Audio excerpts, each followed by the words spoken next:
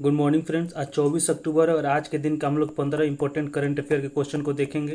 Daily current affair के 15 important question को करवाते हैं। आप भी हमारे चैनल के साथ जुड़ के करंट अफेयर की तैयारी कर सकते हैं। चलिए क्वेश्चन स्टार्ट करते हैं।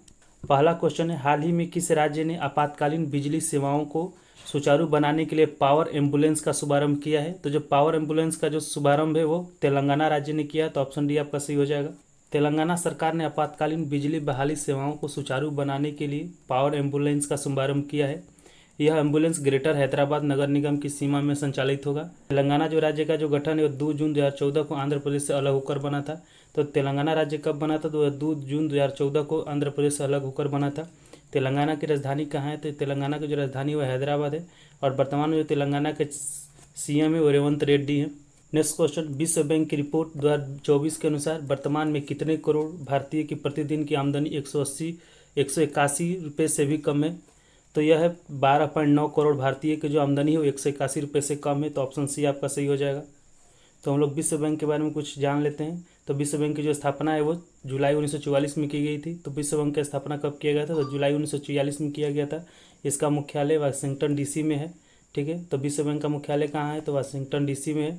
विश्व बैंक में फिलहाल में वर्तमान में 189 कंट्री जो सदस्य हैं इसके। नेक्स्ट क्वेश्चन, हाल ही में केंद्रीय युवा कार्य और खेल मंत्री ने कहाँ लड़कियों के लिए हॉस्टल का उद्घाटन किया है? मंत्री ने लड़कियों के लिए जो हॉस्टल का जो उद्घाटन है वो केरल में किया है। तो ऑप्शन सी आपका सही हो जाएगा। वर्तमान में भारत के जो खेल मंत्री हैं वो मनसुख मांडविया हैं। ठीक है, तो वर्तमान में भारत के खेल मंत्री कौन है? तो मनसुख मांडविया हैं। केरल की राजधानी जो है वो तिरुवनंतपुरम है। पिनराई विजयन वर्तमान मुख्यमंत्री हैं केरल के। ठीक है, तो केरल के वर्तमान में मुख्यमंत्री कौन है? तो वो पिनराई विजयन है। नेक्स्ट क्वेश्चन, हाल ही में कहाँ छठी भारत सिंगापुर रक्षा मंत्रियों की वार्ता की सह-अध्यक्षता हुआ है? तो जो छठी भारत सिंगापुर रक्षा मंत्रियों की जो वार्ता है वो नई दिल्ली में हुआ है। ठीक है, तो ऑप्शन बी आपका सही हो जाएगा। द्विपक्षीय संबंधों को बढ़ाने की दिशा में एक कदम के रूप में रक्षा मंत्री राजनाथ सिंह और सिंगापुर के रक्षा मंत्री एनजी इंग हेन ने 22 अक्टूबर 2024 को नई दिल्ली में छठी भारत सिंगापुर रक्षा मंत्रीय वार्ता की अध्यक्षता की है। तो भारत के वर्तमान में रक्षा मंत्री का क्या नाम है? तो भारत के जो वर्तमान में रक्षा मंत्री के नाम है राजनाथ सिंह है। सिंगापुर के रक्षा मंत्री का क्या नाम है? तो वर्तमान में रक्षा मंत्री का जो नाम है सिंगापुर का वो एनजी इंग हेन है। नेक्स्ट क्वेश्चन, हाल ही में कहाँ 24वीं राष्ट्रीय पैरा तैराकी चैंपियनशिप आयोजित हुआ है? तो जो 24वीं राष्ट्रीय पैरा तैराकी जो चैंपियनशिप है वो गोवा में आयोजित हुआ है। तो ऑप्शन ए आपका सही हो जाएगा। वर्तमान में जो गोवा के चीफ मिनिस्टर है वो प्रमोद सावंत हैं और गोवा का जो राजधानी है वो पणजी है। नेक्स्ट क्वेश्चन, निम्नलिखित में से कहाँ पहली बार कोयला गैलरी का उद्घाटन किया गया है? जो कोयला गैलरी का जो उद्घाटन है वो नई दिल्ली में किया गया है। ठीक है, तो ऑप्शन डी आपका सही हो जाएगा। केंद्रीय संस्कृति और पर्यटन मंत्री गजेंद्र सिंह शेखावत और कोयला और खान राज्य मंत्री सतीश चंद्र दुबे ने नई दिल्ली के नेशनल साइंस सेंटर में पहली बार कोयला गैलरी का उद्घाटन किया है। तो वर्तमान में भारत के केंद्रीय संस्कृति और पर्यटन मंत्री कौन है? तो यह गजेंद्र सिंह शेखावत हैं। ठीक है, इस प्रदर्शनी का शीर्षक ब्लैक डायमंड गहराइयों का अनावरण है, जो कोयला की मात्रा को उसके गठन से लेकर आधुनिक ऊर्जा उत्पादन में इसकी महत्वपूर्ण भूमिका तक दर्शाती है। इस क्वेश्चन, हाल ही में किस देश में मुख्य न्यायाधीश का कार्यकाल 3 साल तक सीमित कर दिया गया है? तो जो मुख्य न्यायाधीश का जो कार्यकाल है वो 3 साल तक सीमित पाकिस्तान में किया गया है। तो ऑप्शन डी आपका सही हो जाएगा। पाकिस्तान ने सोमवार को एक नया कानून लागू किया है जिसके तहत सुप्रीम कोर्ट के मुख्य न्यायाधीश सीजीपी का कार्यकाल 3 साल तक के लिए सीमित कर दिया गया है। अब जस्टिस याहा अफरीदी वहाँ के नए मुख्य न्यायाधीश होंगे। तो पाकिस्तान के नए मुख्य न्यायाधीश कौन होंगे? तो जस्टिस याहा अफरीदी होंगे। ठीक है, यह शनिवार यानी 26 अक्टूबर को पद का शपथ लेंगे। भारत और पाकिस्तान का बंटवारा साल 1947 में ब्रिटिश सरकार ने किया था। तो भारत और पाकिस्तान का बंटवारा कब हुआ था? तो 1947 में हुआ था।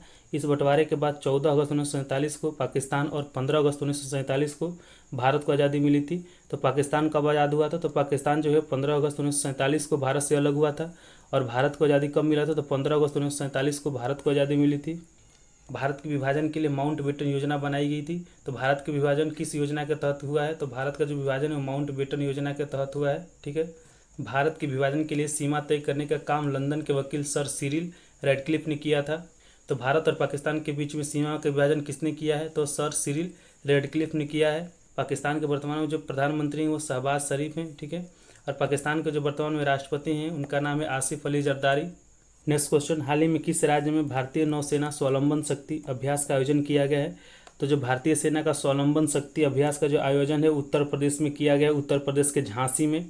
ठीक है, झांसी में। तो ऑप्शन ए आपका सही हो जाएगा। भारतीय सेना ने झांसी के बबीना आर्मी फायरिंग रेंज में 17 अक्टूबर से 22 अक्टूबर तक आधुनिक तकनीकी से लैस शस्त्रों द्वारा युद्धाभ्यास स्वावलंबन शक्ति का आयोजन किया है। इस युद्धाभ्यास के माध्यम से बताया गया कि भारतीय सेना अब आधुनिक तकनीकी से लैस उपकरणों का प्रयोग करेगी। भारतीय सेना दिवस हर साल 15 जनवरी को मनाया जाता है। तो भारतीय सेना दिवस हर साल किस दिन को मनाया जाता है? तो 15 जनवरी को मनाया जाता है। भारतीय सेना दिवस हर साल कब मनाया जाता है? तो यह 15 जनवरी को मनाया जाता है। इस दिन को मनाने का वजह है कि साल 1949 में इसी दिन जनरल KM करियप्पा ने भारतीय सेना के कमान संभाली थी और वे स्वतंत्र भारत के पहले सेना प्रमुख थे। तो स्वतंत्र भारत के पहले सेना प्रमुख कौन थे? तो KM करियप्पा थे। ठीक है, इसको याद रखेंगे। भारतीय सेना के वर्तमान जो सेनाध्यक्ष हैं वो जनरल मनोज पांडे हैं। नेक्स्ट क्वेश्चन, हाल ही में कहाँ COP16 जैव विविधता शिखर सम्मेलन शुरू हुआ है?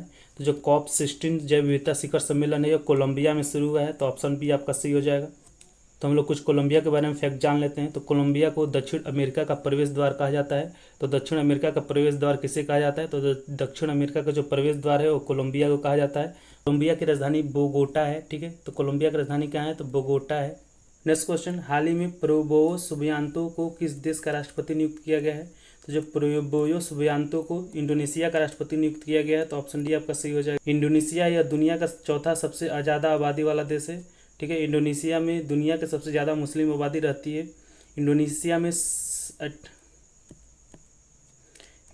में 87% लोग मुस्लिम हैं और 11% लोग ईसाई हैं। ठीक है, इंडोनेशिया की जो राजधानी वो जकार्ता है। इंडोनेशिया का राजधानी कहाँ है? जकार्ता है। इंडोनेशिया में रामलीला का आयोजन भी होता है।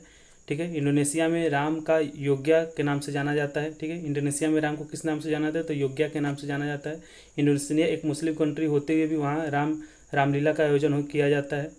नेक्स्ट क्वेश्चन, हाल ही में खाली स्थान अखिल भारतीय वन खेल प्रतियोगिता का आयोजन छत्तीसगढ़ में हुआ है। तो यह 27वां संस्करण का आयोजन वहाँ पे हुआ है। तो ऑप्शन आपका सी सही हो जाएगा। छत्तीसगढ़ का गठन 1 नवंबर 2000 को मध्य प्रदेश से अलग होकर हुआ था। तो छत्तीसगढ़ किस राज्य से अलग होकर बना था? तो वो मध्य प्रदेश से अलग होकर बना था। कब बना था? तो 1 नवंबर 2000 को इसका गठन हुआ था। ठीक है, छत्तीसगढ़ की राजधानी वो रायपुर है। छत्तीसगढ़ में देश की सबसे ज़्यादा अनुसूचित जनजाति रहती है। ठीक है, छत्तीसगढ़ लौ आयुष उत्पादन में देश के में तीसरे नंबर पे है। ठीक है, छत्तीसगढ़ टीन उत्पादन करने वाला देश का एकमात्र राज्य है। ठीक है, छत्तीसगढ़ जो है टीन उत्पादन करने वाला देश का एकमात्र राज्य है। ठीक है, छत्तीसगढ़ के जो वर्तमान में CM है विष्णुदेव साई हैं। ठीक है, और छत्तीसगढ़ के जो राज्यपाल हैं वर्तमान में वो श्री रिमन डेका हैं।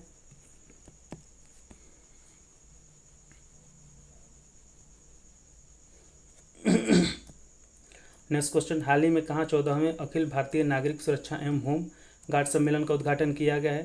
तो जो 14वें अखिल भारतीय नागरिक सुरक्षा एवं होम गार्ड सम्मेलन का जो आयोजन है वो गुजरात में किया गया है।